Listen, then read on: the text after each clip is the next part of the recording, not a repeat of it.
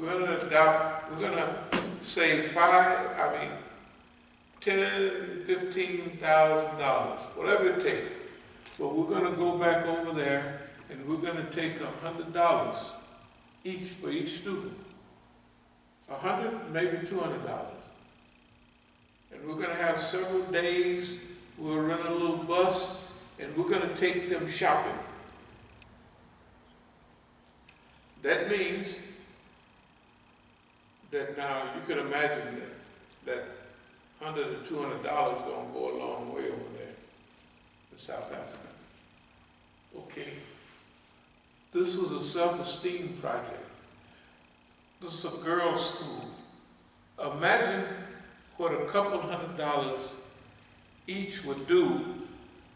They get to buy like a pair of shoes or 2 pair. They get to buy this, that, and that. That's going to help them. They're all from townships, by the way. You know, you see those shanty towns in South Africa? That's where they come from. I mean, the poverty is unbelievable, you know. That's where they come from. So I was telling the brother that was taking me around, I said, I think I'll make that a project I want to do. He said, no, I don't think you ought to do that. You know. And I said, well, why not? He didn't really have an answer. And the brothers had invited me over to go through all of these. Remember, I'm over there. Let me start. I'm in South Africa, and this is an article in one of the top newspapers about U.S. Imam's anti-drug message. South Africa was being hit heavily by drugs and AIDS. And since I had this background, I talked about drugs when I would go to South Africa sometime. But I told them when they got their so-called freedom and liberation, I said, boss man gonna drop something on y'all. And as soon as I looked up, I said, well, it's gonna be drugs, because some friends of ours from Packet, people against gangsters and drugs. The drugs were so bad, it was wearing out the community. My message to South Africa was this: if you don't solve the drug problem, you're not going to make any progress. You know, number one, the drugs are so heavy, and they were using the most deadly of drugs.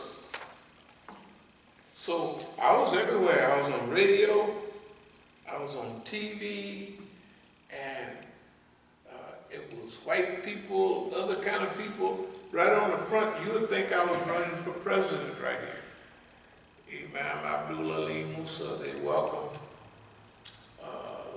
to South Africa, right? So the point I'm making is that they said, well, when I told the brothers, the rich brothers that invited me over, they had the money to invite me over, pay for everything, and I go all around and raise all this money. This is a fundraiser for this organization. And this Masjid, they also had wonderful programs. This is a feeding program in City's Big Pots. This is the local children.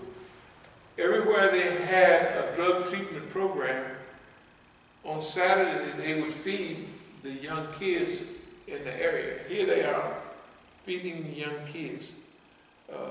This is a Sufi Masjid. This is the Masjid. This is where we're speaking at the Masjid.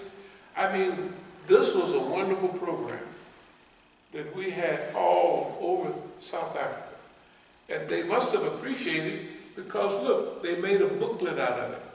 They made a booklet out of it.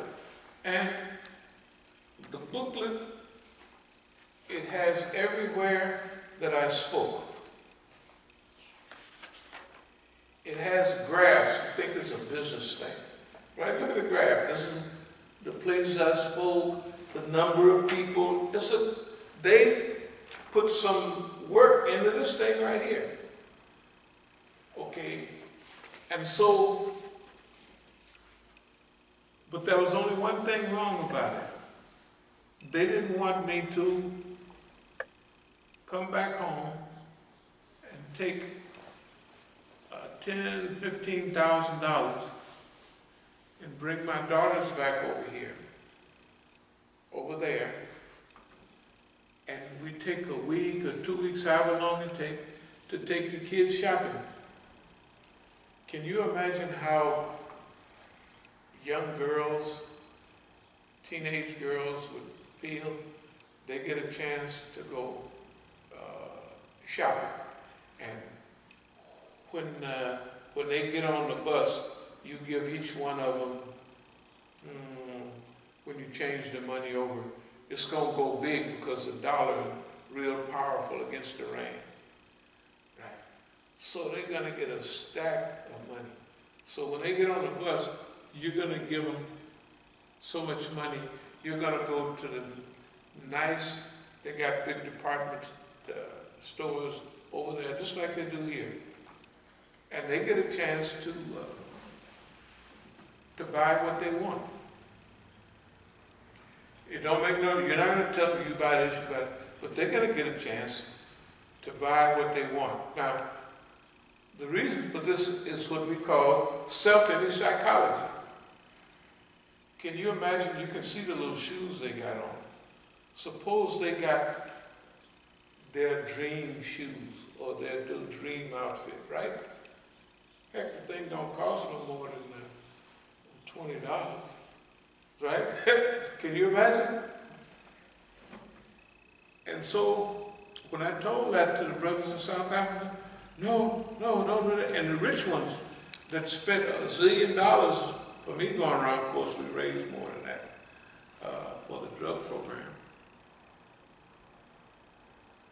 But I believe that they didn't want me to do that because it would show people, somebody that cares something about them as much or more than the people there. In other words, they would always know that somebody cares about you. Now, in doing this too, suppose some of those students get pretty well along the way, and we got a little fun here, or if you want to come to America, you know, to get an education, we'll sponsor, say out of all of them, we wouldn't have to sponsor no more than, it would be our privilege to sponsor maybe 5 or 10 of them at most, right?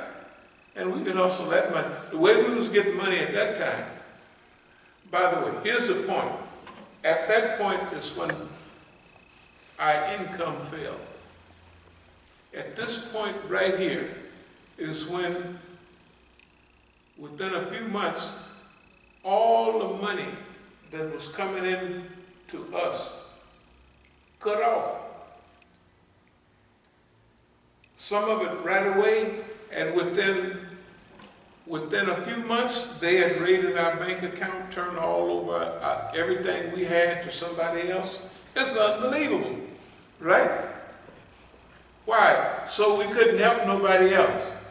The $100,000 we had in our account, working to get Imam Jamil $1 million, right? We on a roll. That one idea to help people outside of our arena mean that we would begin to get good connections all over South Africa. You have to remember what Dr. Kaleem Siddiqui said about Imam Musa on that tape. Soon as he said that, that was 1996, the strangest things started happening in South Africa. Unbelievable. Instead of the people loving and trying to elevate things, you know what they said? This guy has been pointed out by Dr. Kaleem Siddiqui. He has leadership skill. We don't want him to get too far along the way here in South Africa. So this is when the sabotage began. Instead of, I don't care who we was meeting with, in South Africa, if we was meeting with some ambassadors, you could imagine who one of these ambassadors, he was telling us that, like for Crescent, you got to upgrade that stuff, man. And this is where we are now. And guess what? At that time, I was already dealing with strategy, strategic management under conditions of repression. I had some of those articles with me. You know, the role of leadership in Islamic movement, all of that I always took a few specimens of my writings with me. And they never mentioned, these are all my friends. Muhammad Al-Assi, Zafar Bangash, all of those my friends, they're not saying, oh, the brother is working on those things already. Now remember, I'm a part of them, and so, but why they didn't mention that? They didn't mention that at all, because I was never on the team. Well, after Dr. Kaleem Siddiqui passed away, I became the target of that team. You see, okay, we still would handpick Negroes. I want you to remember now, with South Africa, all of these things, fine. All the Masjid, all the counter-drug programs, okay. And I spoke and I talked on the radio, television, and all those other type of programs. Okay.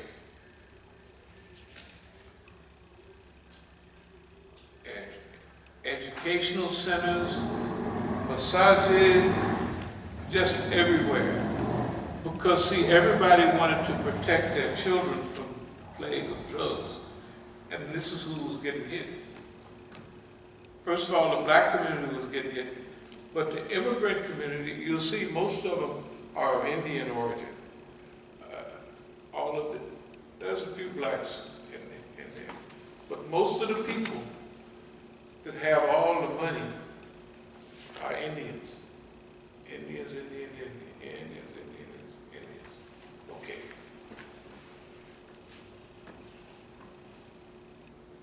I want you to see South Africa, that the people that they would invite to South Africa would be hand-picked Negroes also. I was an aberration, and they didn't expect that I would go over that big in South Africa. You know, remember, since '94, we was going there, all the way up. In fact, when they was having the election for Mandela, that's when we was there, right after they done broke down the real heavy apartheid. Okay, now, hand-picked Negroes there. Now I want you to think about the United States of America. I want you to think about drug programs. I want you to think about Malcolm X programs. I want you to think about MANA and all of that. Now, how is it that everything we do, everybody wants to imitate that, but they want their people to speak on it? Why? Because they're hand-picked. When we look at America, why? Just why? Simple question. Why the demonstrations went the way they went down there? Because everybody's hand-picked and everybody is told what to do. First of all, we said from the very beginning that these demonstrations were arranged. They were arranged. You could see they were arranged, right?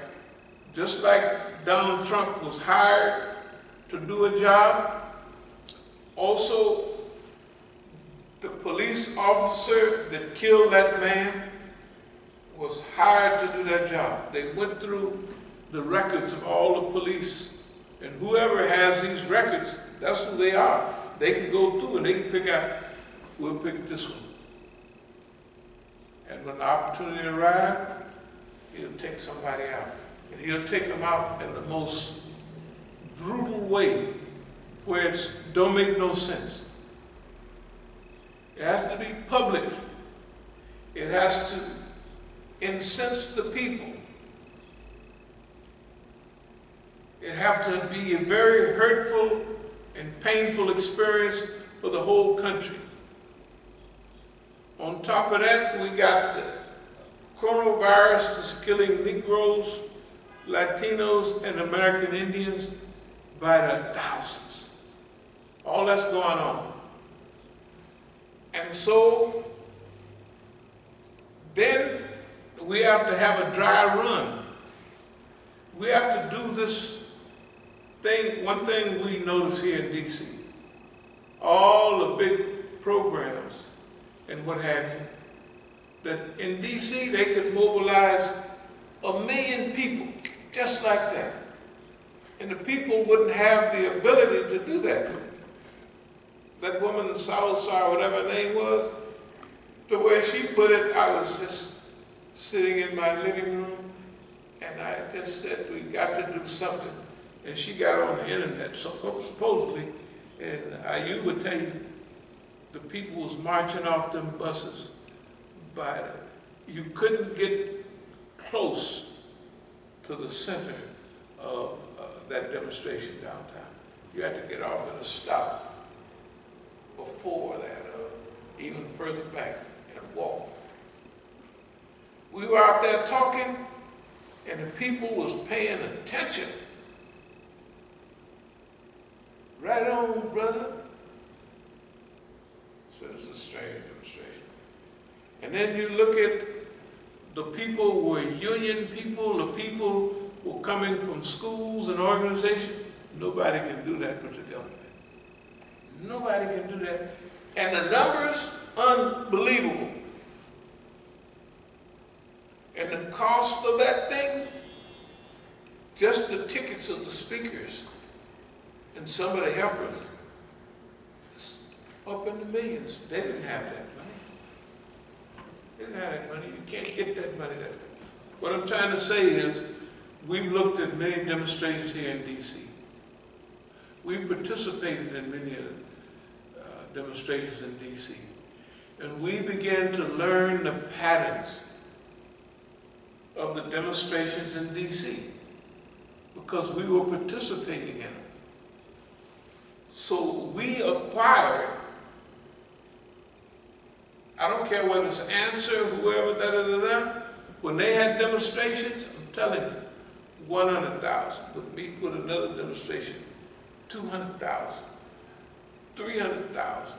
The biggest demonstration we had downtown on the mall was 500,000 people down there. Okay, so we saw how they went.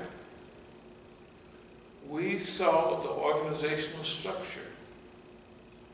So if you looked at Answer, Answer was hand-picked white folks. And they could do whatever they wanted. When they had a demonstration, people were bussed in, walked in, flew in. Those demonstrations were government-supported demonstrations. The thing about it is we participated in a lot of them. But we wasn't just happy to be around. We was watching how they went. How did this happen? You know, and so the brothers would say, Imam Musa, because see, we would do the footwork and a lot of footwork, security. There was big cleanup with big black passive bag. We would all that. But all of that gives you experience we already had from our own demonstrations. We had a background in that. And what that background showed was that you will learn how these demonstrations, now nobody understands what we're looking at. Well, let's put it this way. Nobody understands what I'm looking at, but I'm looking at all that. Maybe our brothers wasn't looking at it, but I'm looking at it. And that's why what we say, we can say it with human certainty. When a demonstration is government or ultra-organized support is coming in for that demonstration, or whether it's a semi-planned, small organization, you could tell by the turnout and by the organization what's going on in these demonstrations. That's why we say these demonstrations here, this was a dry run. What is a dry run? A dry run. It's a shakedown cruise. See how they still intact. Number one, they got Donald Trump up there. He's playing a big part in this. Okay. By his behavior, he may not be fully controlled by the people that put him in. He may be like fabricating an enemy, and these CIA cover programs where the people that's working for the system don't know that they're working for the system. You see what I mean? They don't have any direct contact. But there's cues that the system sent out and attacks that the system do on them to make them respond. That's the way this whole program was. I'll be brief. Number one, it brought out all of these people. And all of the people involved changed their story overnight. The big companies donating zillions of dollars, right? All of a sudden, the milk company, this company, all of them, the demonstrations are well stocked with water, snacks, burgers, all of that stuff, right? There's a spirit of camaraderie. Everybody's in a loving mood. Everybody. When they come out the first few nights with people burning cars and starting trouble, they get on that and squash it right away. So everybody said these are peaceful demonstrations. Those are very